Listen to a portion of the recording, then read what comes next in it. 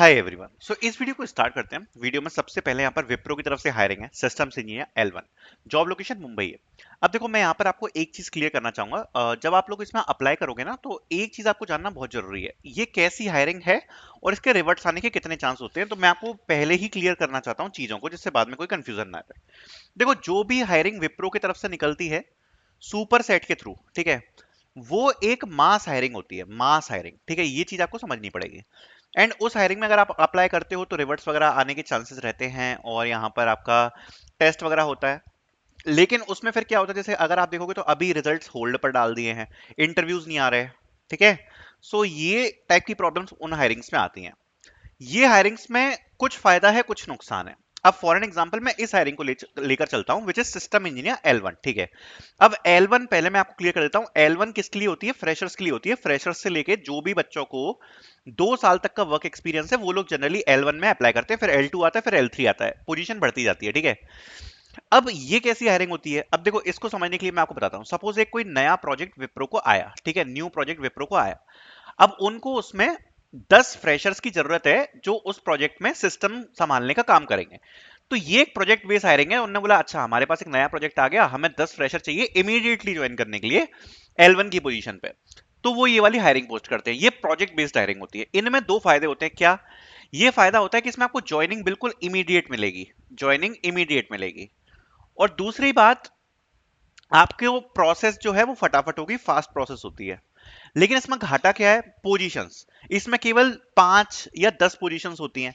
तो जो रिवर्ट्स है वो बहुत ज्यादा कम बच्चों को आते हैं, ये कारण होता है, ठीक है, बहुत ही ज्यादा कम बच्चों को आते हैं। और जिनको आएंगे डायरेक्टली, हो सकता है इंटरव्यू की तरफ से कॉल आ जाए, रिक्रूटमेंट आ जाए। बट जो फायदा है वो मैंने बता दिया। एक बार अगर आप शॉर्टलिस्ट हो गए तो इसमें फायदा ही फायदा है। अगर आपकी एक बार शॉर्टलिस्टिंग हो गई तो फायदा ही फायदा है। अभी फॉर एन एग्जाम्पल मैं आपको समझाता हूँ। मैंने अभी टेक महिंद्रा की एक हायरिंग डाली थी। तो टेक महिंद्रा की मैंने हायरिंग डाली थी, तो जो एएससी वाले बच्चे हैं वो तो होल्ड पे हैं, एएससी वाले बच्चों को आ नहीं रहा। बट मैंने अभी एक टेक महिंद्रा की हायरिंग डाली थी, जो कि प्रोजेक्ट स्पेसिफिक थी। आपको बिलीव नहीं होगा, उस बच्चे का 7 दिन में उसने अप्लाई किया था, 7 दिन में पूरी प्रोसेस कंप्लीट होकर उसकी ज्वाइनिंग हो गई। मैंने उसका मैसेज जो है ना, वो अपने उस पे लिंक्डइन पर भी पोस्ट किया है, उसका सिलेक्शन का मैसेज मैंने लिंक्डइन पर भी पोस्ट किया अपनी प्रोफाइल पे। तो 7 दिन के अंदर उसका पूरा प्रोसेस कंप्लीट करके ज्वाइनिंग भी हो गई। तो प्रोजेक्ट बेस्ड हायरिंग में ये फायदा होता है कि पोजीशंस कम होती हैं, ठीक है, मानते हैं, रिवर्ट्स कम आते हैं। लेकिन जिनको भी रिवर्ट आ जाता है, उनका ये मान लो कि सिलेक्शन आधा पूरा हो जाता है।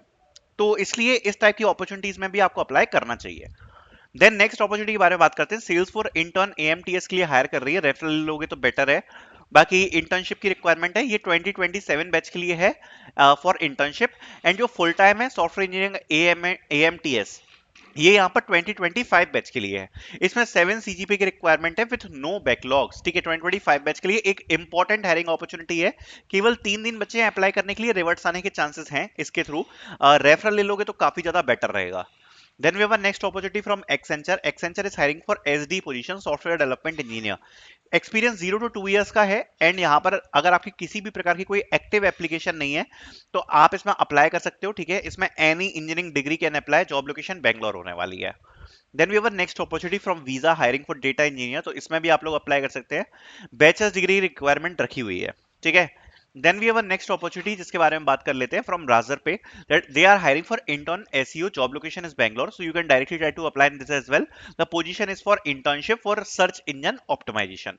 Then we have a next opportunity from Futures First. They are hiring for C++ software algo developer.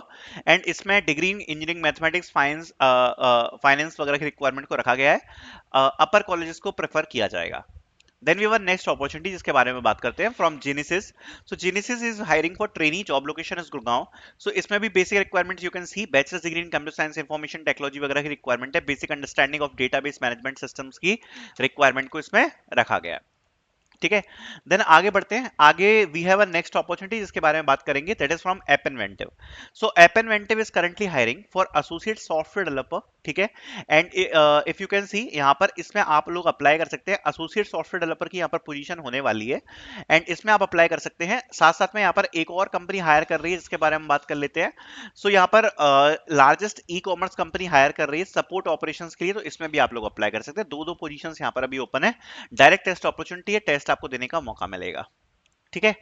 Then we have next opportunity जिसके बारे में बात कर लेते हैं। नेक्स्ट अपॉर्चुनिटी के बारे में बात करते हैं, तो next opportunity is from Innologic. So they announce they are hiring fresher hiring open for BTech CS graduates batch for 2024-2025।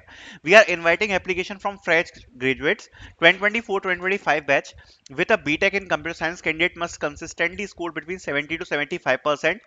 BTech in computer science की रिक्वायरमेंट है 70 to 75%। जॉब लोकेशन गुड़गांव, यहाँ पर आपको ईमेल दी है। So I'll be putting out the links in the description so you can apply. Thank you so much for watching.